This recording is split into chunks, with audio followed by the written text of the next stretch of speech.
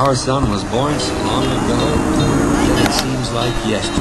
I stood all before his crib and the doctors say, "You're quite a boy there, Mr. Jones." I could only answer with a nod, for in his very being there, I saw the miracle of God. Later, in his high chair in a man-riding floor, I saw the miracle of God throw his oatmeal on the floor. Well, I fixed him something different, for I felt he must be fed, but when I turned around again, that bowl was on his head. A few more years rolled along, and he didn't spill things anymore. But his granddad sent a big bass drum, and once more I deplored the fact that my miracle of God had a lusty taste for noise. When he'd boom, boom, boom on that big bass drum, I questioned. Boys must be boys. I asked his whereabouts one day. His mom said he's got a paper route. Said he'd helped earn his way as he became an Eagle Scout. When they pinned that medal on him, tears welled in my eyes. Then I gripped his mother's hand. Boy had earned his prize. I won't forget that September day when he entered senior high. He had an air of great excitement, but he left home with a sigh. He came back that afternoon and gave us some puzzled looks. "Wow," he said, "this kid was tough. Look at all these books." "Choice is yours," his mother said. "You can pick the easy way. What you put into life, you'll get out of it. Each man pays his price one day." He looked up, and then he smiled. I saw he'd lost his gloom. He said, "I better look at these." Headed for his room. My son came home late one day. He seemed all worn out. I asked a little sharply what this was all about.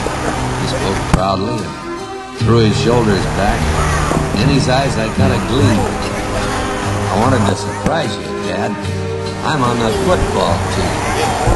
They won most of their games, lost a few. It was a thrill to watch him play. When they didn't win, we knew he'd met the challenge anyway. He didn't know it at the time, but it was a stepping stone, solid footing for the climb to face life on his own. How those 3 years flew past. When graduation came, we saw our boy grown up at last. Our lives would be the same. I guess we'd known all along what his goal would be. From that time 3 years ago when he chose responsibility. He stood in the doorway yesterday. Without a strong right hand, I held back tears. Uniform he wore to protect his land. I shook his hand. His mother cried, "Son, why couldn't you wait?" Embracing me, softly said, "Mom, oh kid, maybe too late." I promise I'll go back to school when that's my obligation to you, my friends, my girl, the school, and most of all this nation. I'll do all I can out there, and you'll both be trying to make everyone you know aware we gotta keep Old Glory flying. And then his mother straightened up. With a smile to hide a tear, she said, "We're both so proud of you. We'll feel lost without you. Someday you'll know what this moment means. Your boy shakes your hand. And you watch him as he walks away, the day he becomes a man."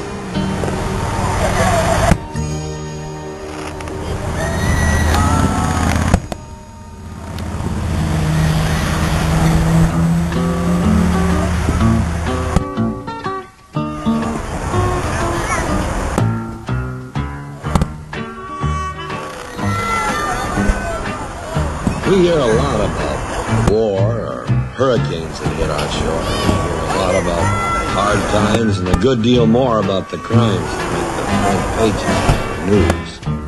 But all that does is sing the blues about America.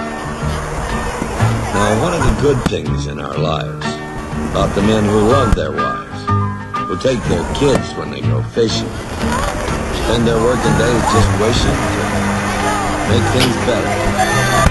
A fireman who climbs a tree and sets a little kitten free. Policeman who helps you across the avenue. A man who stops when you're broken down and asks if you need a lift to town, or simply says, "Friend, what can I do?" Have you stopped to the grocery store and watched the kid who's bit off more than his 5 or 10 cent piece can chew? He needs just 2 cents or 3 to get that soda pop, you see. You get that feeling? Why not? You come through. And how about on a Sunday morning, the sun's up high and the day is morning and church bells break the stillness in the sky. All your neighbors and your friends climb in the family car again and go to church. Never question why. Then you look at the USA, the folks at work, their kids at play. Looking back, you see how hard they've tried to keep this country free and strong. And somehow you've known all along the answer's here, right in your own backyard. For as long as you believe in love and faith, hope, God above, the future of this land of ours is strong. And most of us feel just that way, and that's the truth. So let us say, America can't be so very wrong.